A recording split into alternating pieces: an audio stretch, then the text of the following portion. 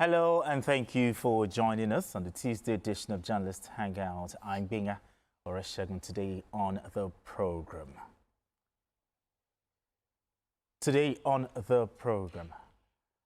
Well, I'll be hanging out with Paul Dada right here, joining us. Paul Dada, thank you so much for joining us on the show. It's always my pleasure to be here. All right, and also we have, we're going to be joined by BKO, who's joining us via Zoom.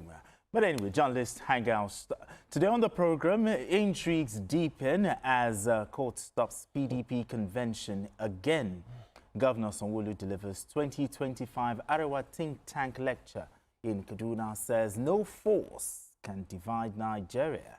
Later on the show, federal government urges Nigerians to remain calm amid rising tension over Trump-related threats, as Information Minister says diplomatic channels are working effectively to achieve a resolution.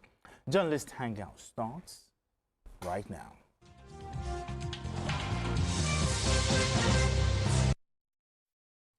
Now let's begin the conversation with a tiff between the FCT minister, Nyesom Wike, and some military officers in Abuja. Heated argument ensued when Nyesom Wike confronted a group of naval officers during an inspection of a disputed land within Abuja. The face-off captured in a video showed the minister angrily challenging the military personnel allegedly deployed to prevent FCT officials from carrying out a demolition exercise on the disputed site. Let's share that moment with you.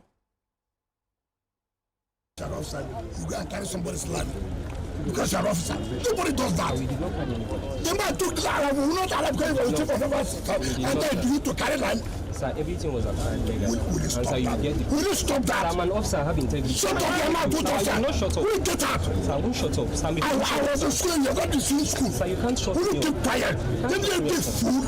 I'm not a fool. I'm not a fool, You can shoot anybody like that. sir. I'm not a fool. I am not a fool, sir. As at the time I graduated, you were primary school. I'm acting on orders. For which order? But you see what you will not live here. Sir, you can't come here for Go and develop here. I'm an officer. I'm not a fool, sir. Don't help me, Captain. Come after. You would have killed everybody here. No, we are not killing anybody. We won't kill anybody. We are acting on. I mean, the back and forth. Let me start with you, okay? What do you make of this thing? Why did the soldiers prevent the FCT minister, you know, an official, from getting access to that property? I wonder where the order came from. If the order actually came from a superior military officer, the way soldiers operate, they will not listen to another person apart from that order. Obey the last order. Obey the order from their superior military officer. But if it came from an ex chief of naval staff, then that's very unfortunate. But let's go into the meat of the matter. The soldiers had no right to chase officials of the FCTA. Now, all they needed to do was to produce documents showing that they, legally acquired that land. Now, if the FCTA, the minister is saying, look, we do not have evidence, all you need to do is to show. You see, in this country, we need to understand that rules have to be obeyed, laws and processes have to be adhered to. Absolutely. You can't say because you are once, even if whatever you are, you must follow due process. If you don't follow due process and acquire that land, then the FCT has the right to ask you questions, to send you away from that place, and to ask you to regularize your documents or whatever it is. Okay. All right, let's join BKO. BKO is joining us via Zoom. BKO, the soldier said he's obeying an order. Who was wrong here? I mean, which one supersedes? The order from a senior military officer or the FCT minister? BKO. I think that we have to sympathize with the officer. When he said that they were acting based on instruction. He did not tell us who gave the instruction. So we don't know who exactly gave the instruction. Yes, the property belonged to a former service chief, a former chief of army staff, or naval staff. Then we have a new chief of naval staff, also from Kano State, where Gambo, the former chief of naval staff, came from. Esprit de corps would suggest that the current chief of army staff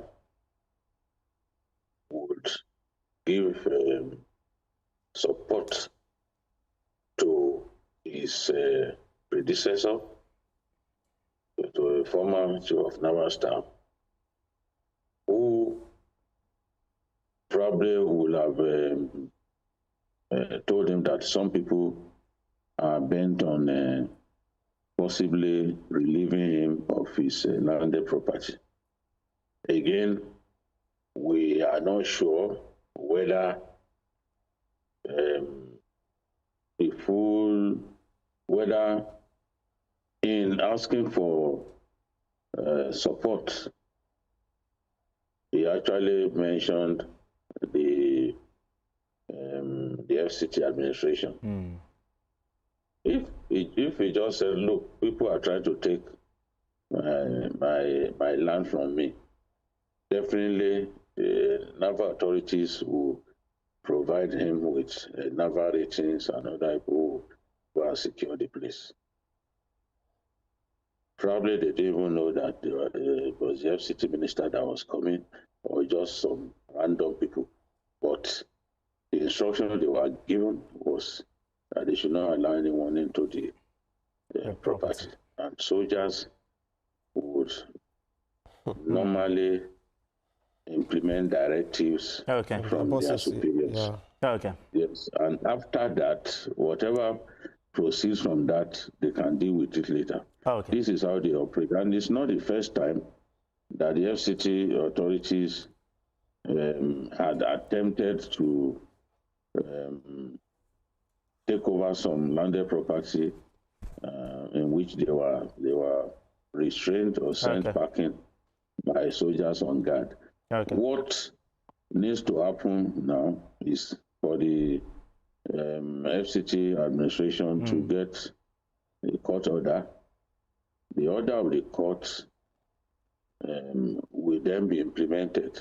Whether you are a soldier or a civilian, everyone is expected to obey a court order. All right then. Yes, so I expect that is what the minister will do. Okay. Get a proper court order, asking them to vacate that place, and then you can take a decision after that. Right. That would be in tandem with what the law says, exactly.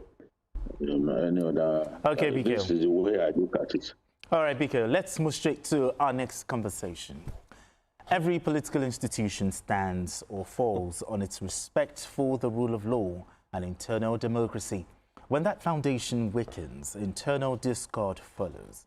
This principle is being tested in the People's Democratic Party (PDP) as a federal high court in Abuja has once again halted the party's planned national convention, citing breaches of its constitution, INEC guidelines and the 1999 constitution.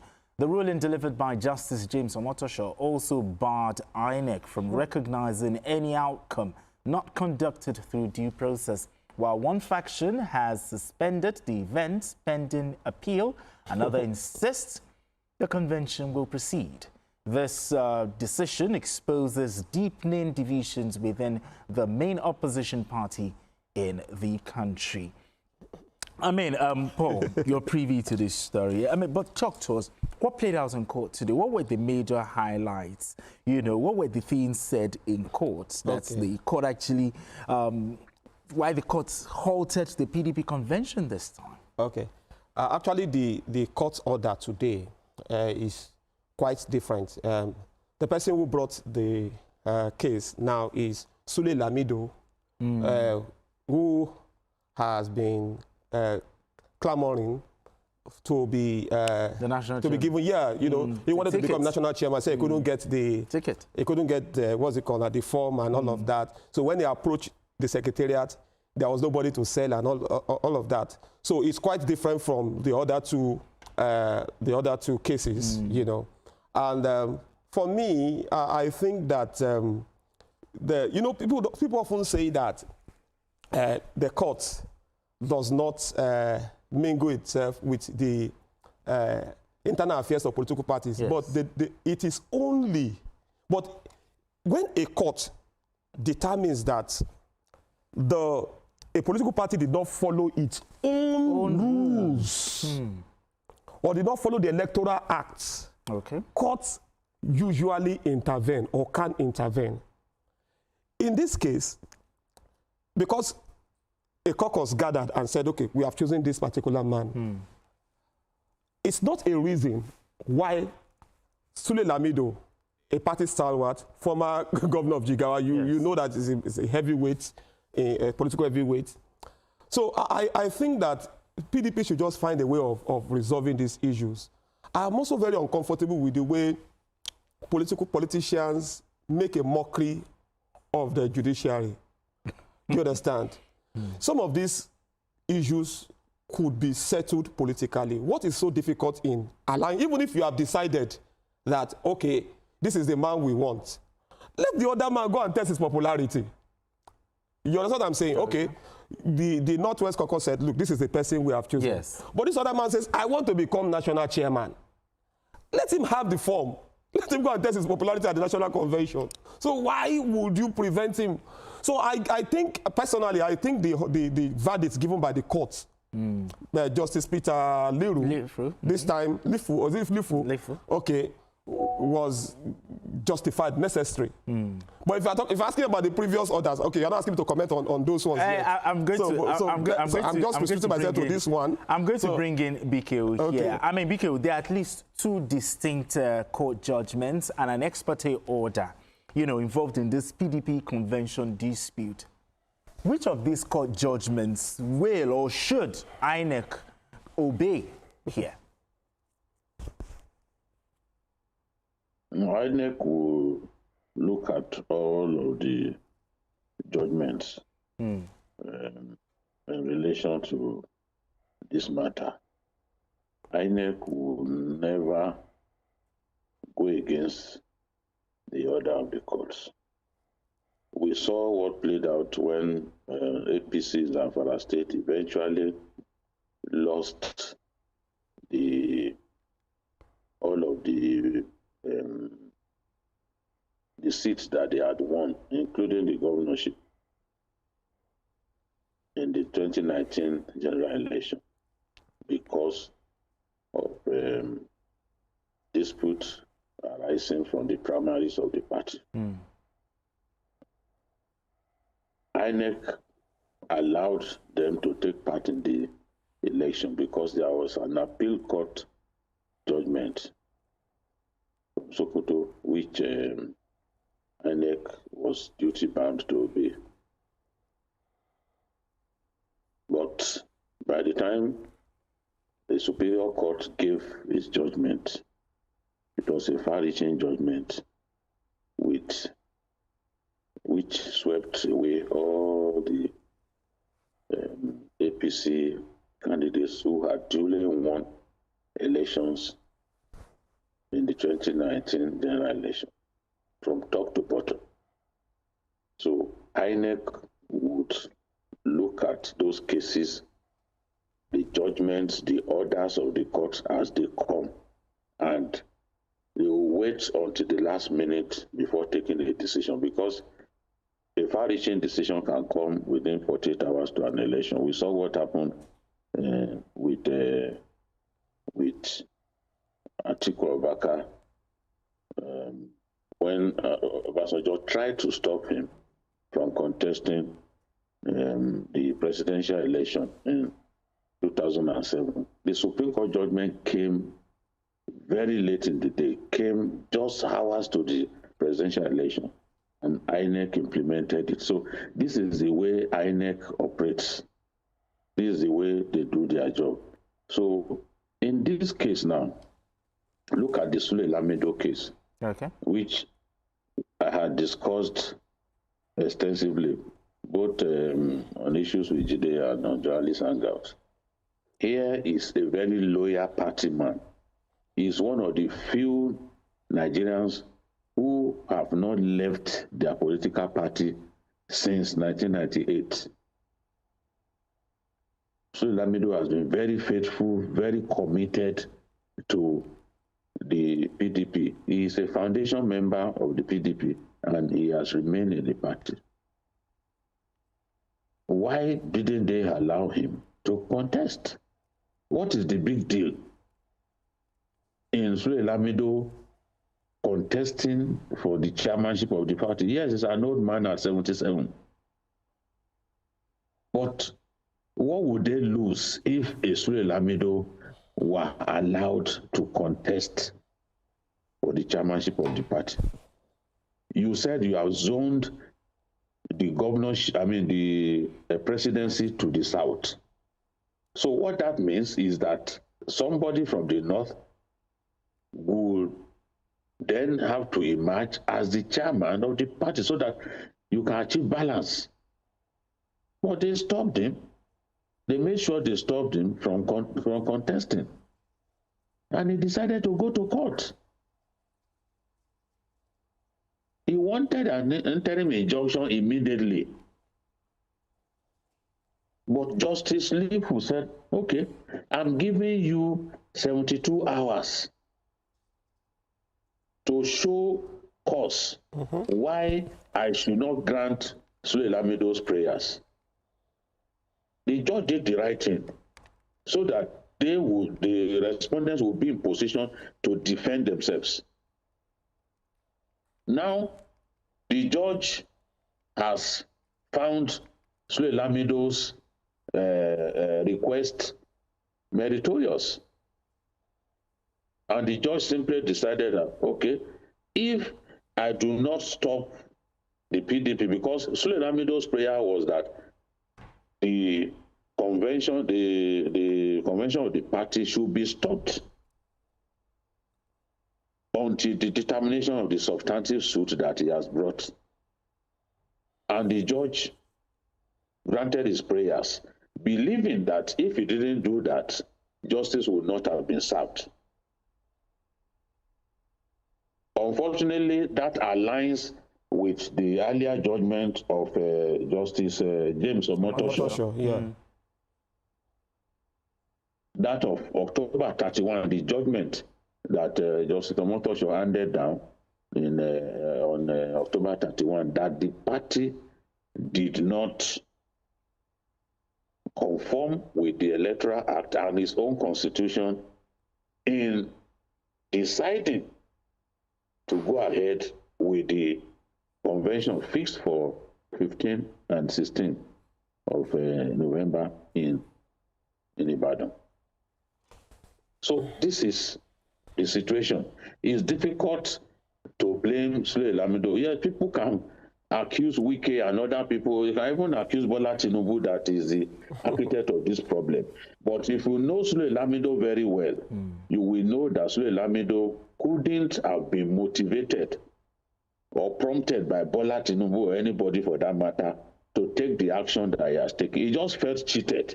He just felt that as a senior person in this party, as an elder statesman, why should some individuals come together and say, no, I should not contest for the chairmanship of the party? Because he's eminently qualified. All right, but allow him to contest.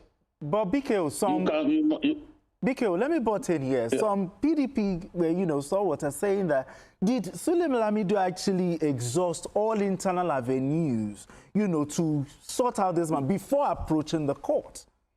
You remember I once asked you, was he wrong to approach the court before exhausting all avenues?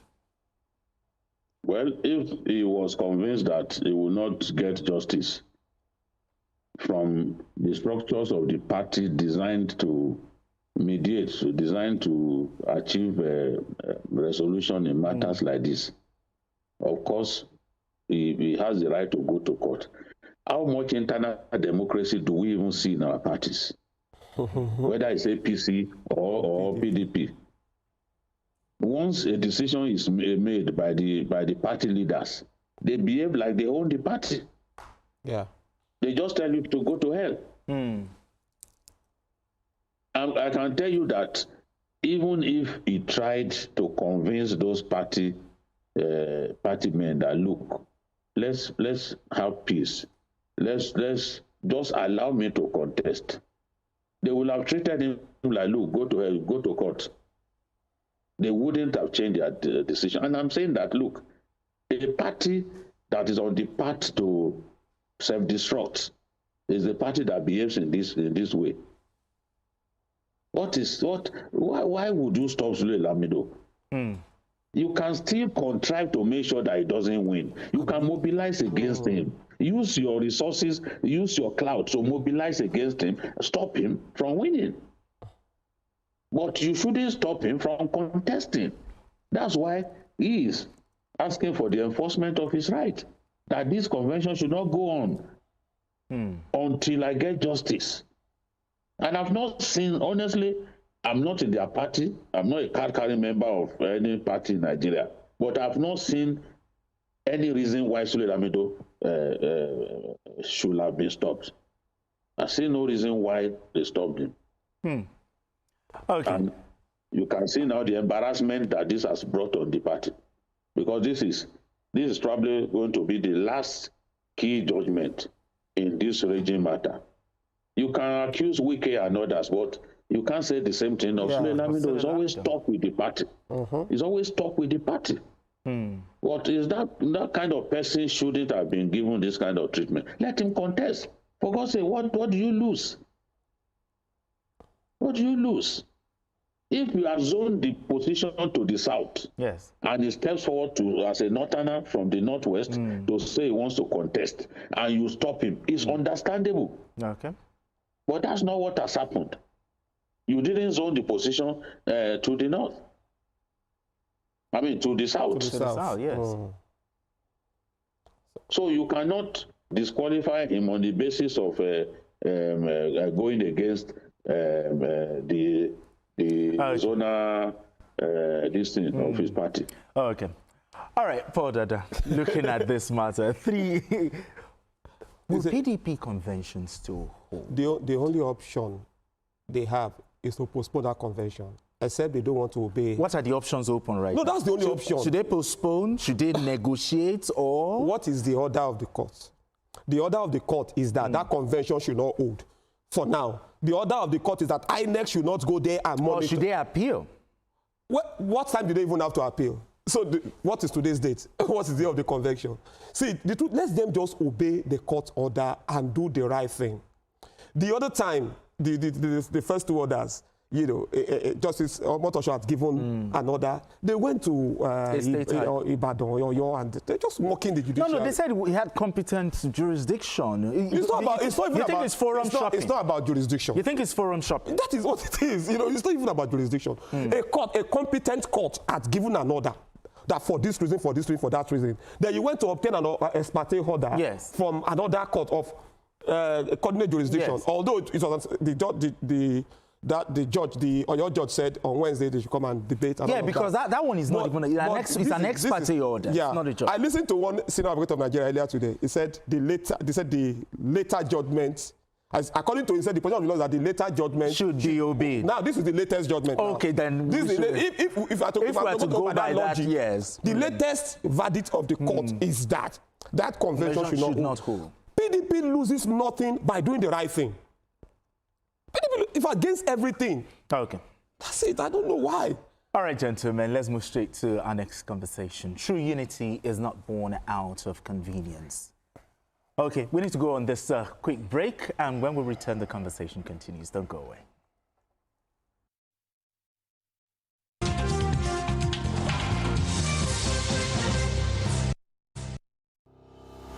Edo State, it is time to celebrate 365 days of progressive leadership, visible progress, and practical governance. The Edo State government cordially invites you to the one-year anniversary celebration of His Excellency Senator Monday Okpebholo, Governor of Edo State. Theme: 365 days rebuilding a new Edo. Date: 12th of November 2025. Time: 10 a.m. Venue: Victor Owaifo Creative Hub, Airport Road, Benin City. Join us in celebrating 365 days of positive impact, 365 days of progressive leadership, 365 days of remarkable milestones, and 365 days of the Shine Agenda, where policies have become practical, visible results, all driven by the visionary leadership of a man whose courage, dedication, and unwavering commitment is rebuilding Edo brick by brick. And this is just the beginning. A new Edo has risen. Signed, Edo State Government.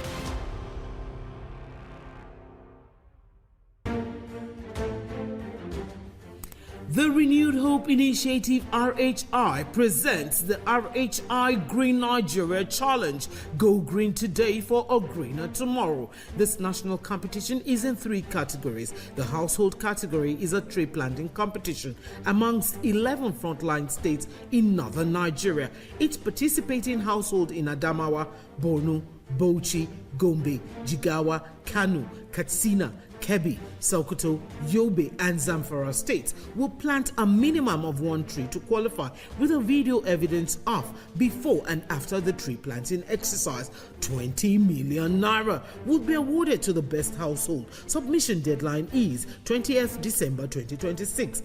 Community category will see local governments, local communities, schools, and NGOs reclaim and transform degraded or abandoned areas such as dump sites, landfills, parks, and their likes into green, vibrant gardens, parks, and eco-friendly spaces.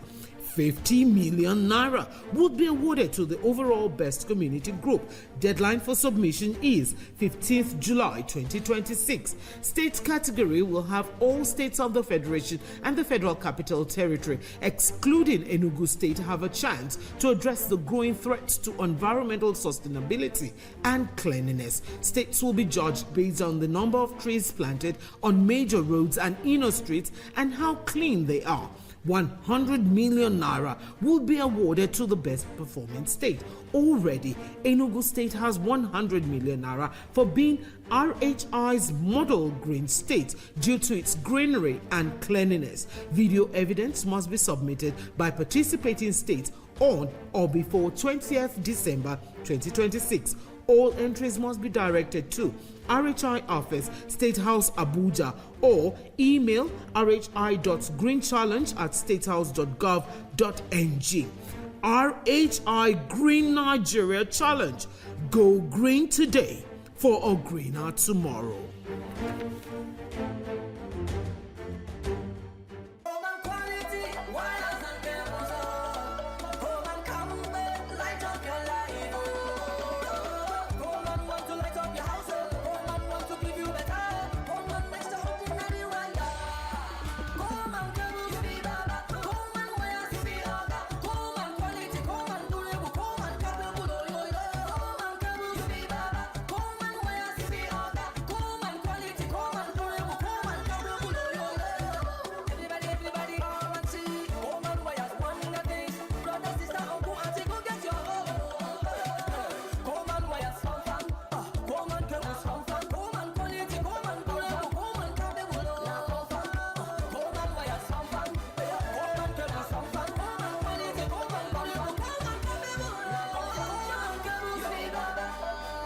Coleman wires and cable. Great quality. Now with the new look.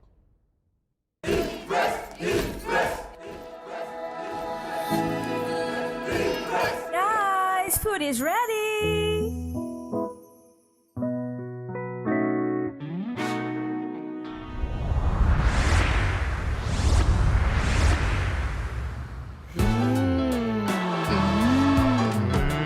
Suitable for jollof rice, stew, spaghetti, and yam portage.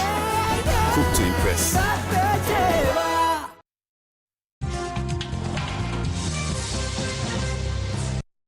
All right, if you just joined us, it's still Journalist Hangout. I still have Portada right here with me, and we have joining us via Zoom is BKO joining us via Zoom. So straight to our next conversation. True unity is not born out of convenience, but of conviction, a collective resolve to rise above differences in pursuit of a common destiny.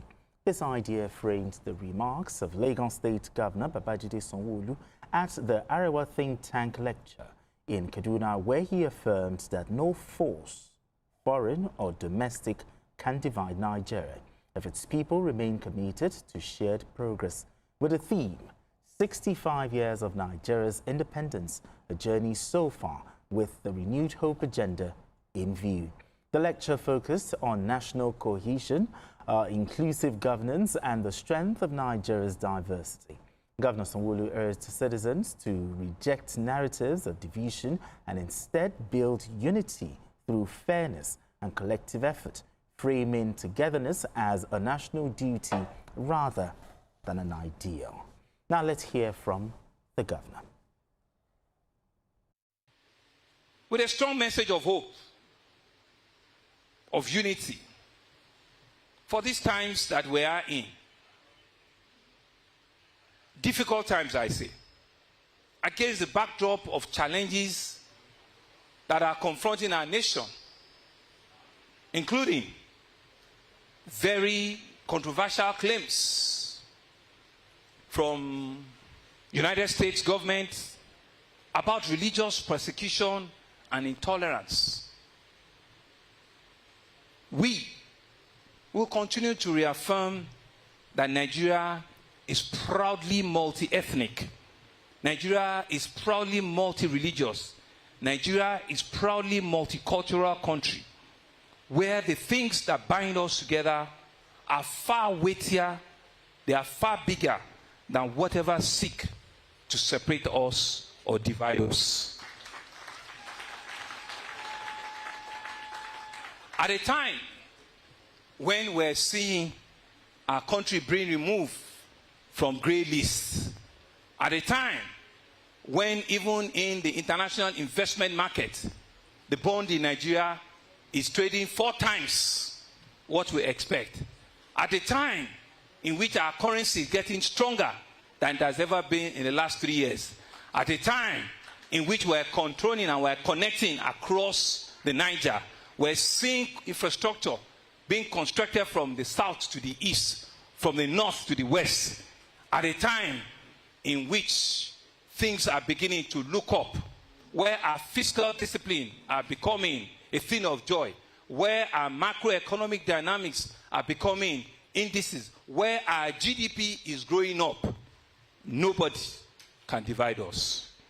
We therefore stand together as citizens, as comrades, firm in our conviction about our common destiny. God has put us together for a purpose. We shall achieve that purpose without distraction or division. We shall defeat every challenge. Challenge of poverty, challenge of hunger, and as the president has further consistently assured us, challenge of terrorism we shall defeat as well.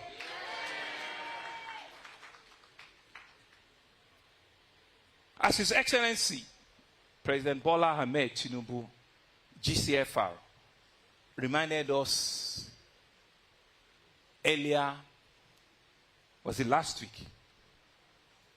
The task ahead is immense, but it is our resolve to move forward with unity and purpose, guided by the renewed hope agenda, to build a prosperous, inclusive, and resilient Nigeria.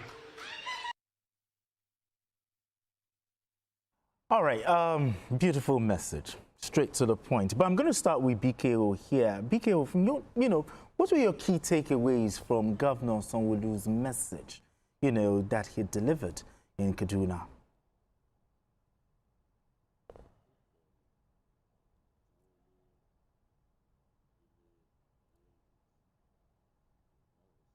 Biko, try and unmute yourself. We can't hear you.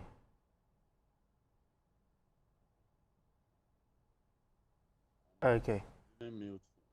I think it's on. All right, yeah. Go ahead now. All right, Bike, we'll come back to you while we resolve this, the technical glitch. But talk to me, looking at what he said, the governor said a lot of things. Yeah. He said a lot of things, but looking at what you heard, what were your key takeaways there? All right. Yeah, the governor of Lagos State, of course, I expected him to say the things he said. And he mentioned very, very good things that are happening at the macroeconomic level. Investors' confidence, you know, the currency doing better, and all of this. And then he also referenced the president, you know, saying that hunger will be defeated and terrorism will be defeated. And I think these are the things Nigeria actually wants. These are the things that Nigeria actually wants. So when he said nothing can break us, yes. Well, that is the hope of, that is his hope, that is my hope. But if that is going to happen, it's going to depend on Nigerians, both those who are ruling and those who are ruled. You see, if we are not necessarily overemphasizing our fault lines, okay, if we all come to terms with the fact that Nigeria is a multi-ethnic, multi-religious nation, okay, and that there is unity in our diversity, if we are not using our ethnicity against ourselves, you know, using against one another, using religion as a weapon against one another, if we all are interested in the progress of this country, okay, we'll be very circumspect in what we say, we'll be very circumspect in the actions we actually take. So, you know, if you want to, there are Nigerians that criticize the government as if they hate the country. Now, that won't help us. That won't help unity. Absolutely. Now, we must criticize government where it needs to be criticized, but do it constructively. We will praise government where it's doing well, and we'll bring to the attention of government where it needs to improve. Okay. For example, this government needs to improve on the security situation of the country. You know, all over. Yes, some gains have been made, but it's not something we can celebrate. Okay. It's not something we can celebrate because the more you deal with these terrorists and bandits, the more you see new groups coming up. So I think that when we deliver good governance, I think that when we are able to, when we change our rhetoric about this country, when we are very sincere about creating equity, you know, fairness, the country will naturally be united. Okay. But Nigerians are not asking for too much. All right, BKO, can you hear me now? Hear you. Okay. Now, BKO, looking at the governor's message, how impactful was the governor's message? Symbolic or strategic or even both? I think his message of unity resonated very well with the audience. Apart from the Northerners who are clearly in the majority inside that hall, he also had traditional rulers, some prominent people from the southwest with him, including Baba Kunde. So the governor chose the right time to harp on unity, the need for us to stay united as a people. He talked about our common destiny, and he said we must move forward with unity and purpose to build a prosperous, inclusive, and resilient Nigeria. Everyone talks about the need for inclusion. Every Nigerian must have this feeling that the country belongs to him and that there are no sacred cows in our country. We must make everybody feel that they truly belong in our country. So to go to the far north and preach unity the way he has done, and to give hope to people, get the message across that, look, things are looking up for our country. Our currency is getting stronger. investments are coming, and investors are becoming much more interested in doing business in Nigeria than before. So it's such a wrong time for President Trump to take on Nigeria in the way that he's doing. And that is the message that Governor Sanwo-Olu dropped at that Arewa think tank lecture. The choice of the governor was strategic. It shows that the organizers are keen on deepening unity between the north and south of our country. To have chosen a governor from the southwest to give that kind of lecture. Oh, okay. The governor of Lagos acquitted himself very well. He really nailed it. There were so many talking points that we could talk about if we had time, but that was a fantastic outing by Exactly. Beautiful one. All right, let's move straight to our final conversation. History reminds us that great nations are defined not by the crises they face, but by how... Okay. History reminds us that great nations are defined not by the crises they face, but by how they respond to them. The federal government has appealed for calm after President Donald Trump threatened military intervention in Nigeria over alleged persecution of Christians. The Minister of Information and Orientation, Mohammed Idris, assured citizens that diplomatic channels are active and effective to achieve a resolution. I mean, the federal government is calling for calm, but let's start from the top. I mean, since this matter started, talk to us, what are the diplomatic steps the federal government, has taken in response to the president's threat? I'm also asking that question, the question you're asking now. Yes, we've heard, we've seen statements, yes, that the federal government is working on, they're taking diplomatic channels, working with partners, and all of that. We've seen, I've seen statements, a lot of statements like that. But I am not aware of, I'm not saying it's not going on, yes, but I think the president needs to address the nation at this time. He's been talking. No, he's been talking. Aides, yes, that is not enough. You want him to address the nation? Hold on, that's not enough. There is a way, there's an impact it has when a president addresses his people during crisis or in times like this. People need reassurance by the president. Yes, it's good that have been talking. The statement from his aides does not. No, they are okay. They are fine. They are doing what they are supposed to. What else would they do if not that? But people, we've seen the president address us several times on the issue of fuel scarcity and fuel subsidy and all of that. When a lot of people, the nation opinions were divided on certain policies or certain situations.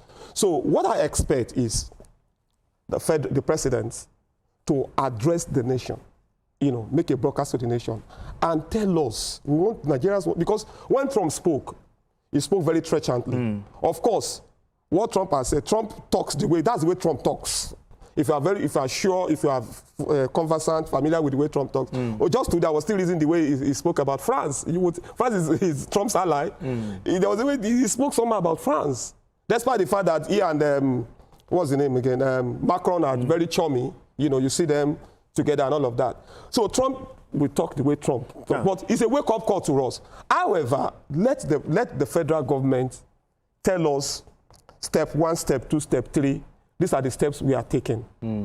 Because what we want to see is that we want to see heightened activities in the pursuit, the pursuit of what do you call them, bandits and terrorists. Already we see some of them. Exactly. People say it's because of what Trump said. But I know that even before Trump spoke, there have been exactly. yes. But we want to see more of that. We want to see better strategies, better outcomes. Okay. I mean, BK, looking at what Paul Dada said, the federal government is calling for calm. Is it necessary? Do you think it's necessary for the president to address the nation on this matter to calm the nerves of Nigerians? Okay. Part of what he will have said in the national broadcast, he already said last week. Already said that last week. And he also issued a statement in response to what Trump said. I think that the worst thing we can do to ourselves is to try to trigger this American president. We can see that even the presidential aides, they have deliberately stopped tweeting that matter because they are trying their best to calm things down. And some of what they tweet, obviously, Trump will see some of those things because the world is a global village. Yes. You don't want to do anything that will worsen the situation for us. So they are working through diplomatic back channels to ensure that President Trump sees reason. I know a very famous world leader that the president engaged to sound out President Trump to and say a few things to him. And just as the Minister of Information and National Orientation said, the people, the Americans are beginning to understand these issues better. He said, I think they are understanding the situation better. In the past, the U.S. had assisted us. We want that to continue. The U.S. assisted us fighting terror in our country. We want to see that assistance continue. We do not want to see Trump come into Nigeria, unilaterally drop bombs at our communities, because we've seen people drop bombs and kill innocent people. Yes. Many innocent people were killed in Iraq by U.S. bombs. Even the guy who started ISIS, it was in response to members of his family who were wiped out in the U.S. attack. There were all kinds of atrocities that took place, including rape by U.S. troops in Iraq. So we don't want U.S. troops on our land. We don't want the U.S. to come and drop bombs in our country. If they come here in the guise of trying to kill Boko Haram fighters, trying to kill terrorists, and collateral damage happens and innocent people get killed, as we have seen in some of the countries where they have launched attacks. Who deals with that kind of situation? And it happens. Even when they attacked Tripoli and Benghazi, innocent people lost their lives. The truth is, sometimes when an aircraft is dropping its munition at high altitude, you can't achieve accuracy. You can't achieve accuracy. A B-2 bomber dropping its munition at high altitude sometimes will kill innocent people. Read up stories about U.S. troops, the U.S. military. So those of us who are saying don't come, it's not because we don't want them to help us kill Boko Haram. Our people don't understand these things. Our people just use emotions for everything. What if they come, drop bombs, and they kill innocent people? And it has happened before. You don't even need an historian to tell you. On your own, just Google it. You will see where U.S. troops in clear collateral damage killed innocent people. We don't want that to happen in our country. If you want to support us to defeat these people. And as Dada said, this is a wake-up call. We should be ashamed of ourselves that up till now, we have not been able to deal decisively with these boys. Now they've started attacking Kano. Bandits were not known to attack Kano. Jigawa. Now they started entering Kano. They started attacking Kano. It shows failure on our part that we've not dealt decisively with these boys. They can't be bigger than the state. So what Trump has said is like a wake-up call. Yes. For us to do the needful. Yes, Trump and his people have used defective data. But the fact remains that innocent people are being killed in our country, and it has to stop. Okay. Now, even as we are speaking, they are still kidnapping people. Yeah. They are still killing people. So how much longer are we going to put up with this nonsense? Yeah. Now, looking at it, the minister said President Bola Tinubu has all it takes, to secure Nigeria and also mend, relationship. But talk to how assuring is this? Well, he's the president. He should know what to do. I was lamenting, just recently, that the same Nigerian army that we have now are defeated, removed, when, in Sierra Leone some years back, when Koroma ousted Tijankaba, yes, the Nigerian army led Ekomog. And Nigerian Air Force was pounding those forces, the coupists, and restored Tijankaba.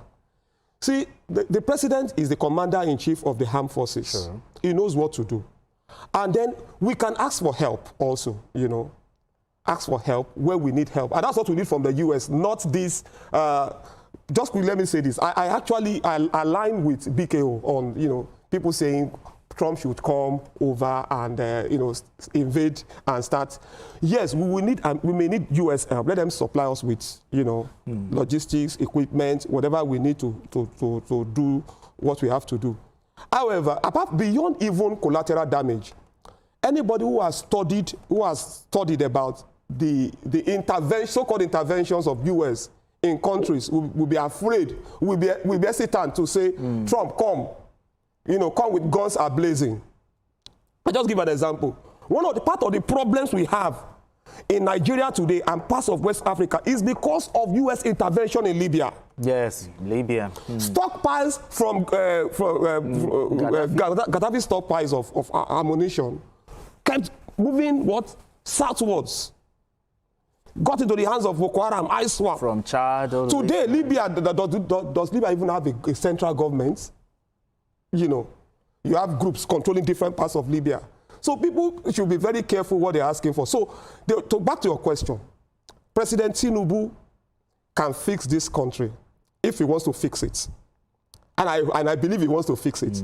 So all the help that we can get, let us get it to stop these criminals. It's shameful, actually, that all through these years, we've not been able to stop them. I mean, BKO, finally, because our time is fast spent, what should Nigerians expect in the coming days?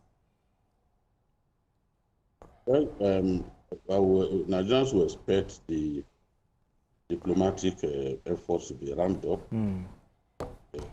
Confident that achieve something. Even the trade dispute that America had with China and the rest of them, tariff war and all that, you can see that it's all coming down. And it wasn't like it was in the beginning. So concessions are being made on both sides. Yes. Even the Chinese are making concessions to America, so that they can deepen trade. Yes, they are rivals, but everyone knows that to have good relations is much better than fighting one another. So I will welcome the U.S. and Nigerian forces working together. Yeah. That we can even launch attacks simultaneously, with them, working with them. Okay. But not that the country will unilaterally come and drop bombs in a country. That will be a total infringement on our sovereignty and our national pride. I don't want to see that happen. Those who do not think deep, who think that maybe if we cannot solve the problem, let someone else come and solve the problem for you. They don't know what they are talking about. Look at Somalia. Did the U.S. not intervene in Somalia? Yes, they did. In 1992, up to today, they've not been able to solve that problem. The government composed a small fraction of the country. The rest of the country controlled by insurgents. And it's the same thing that we have in Libya when NATO, America and NATO invaded Libya for regime change. Now they achieved their aim, but is the world at peace? Absolutely. We are not at peace. Absolutely. All right, we are BK. not at peace. NATO weapons fell into the arms of the wrong people, and they are now selling those NATO weapons in the black market and using it to cause trouble. All right, BK, our time is fast spent. Our time is fast spent. So how time flies when we talk Nigeria. BK, thank you so much for doing this with us. Thank you so much for doing this with us. Okay. Podada, thank you so much for coming to the studio to have this conversation with us. Okay. And that's it on Journalist Hangout today. Join us tomorrow for another episode of the program. You can watch the repeat broadcast of this episode tonight at 11. Join us on Sunday from 1:30 to 3:30 p.m. for Journalist Hangouts on Sunday. We are on YouTube at youtube.com/TVC News Nigeria. I am Benga Oreshegun. Bye for now, and God bless Nigeria.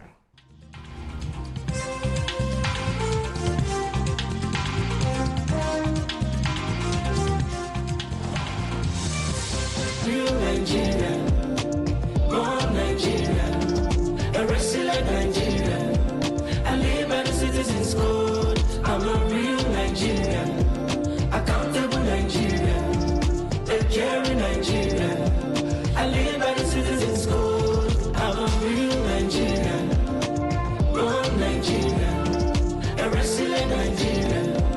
I live by the citizens' code. I'm a real Nigerian, accountable Nigerian, a caring Nigerian. I live by the citizens' code. I'm a real.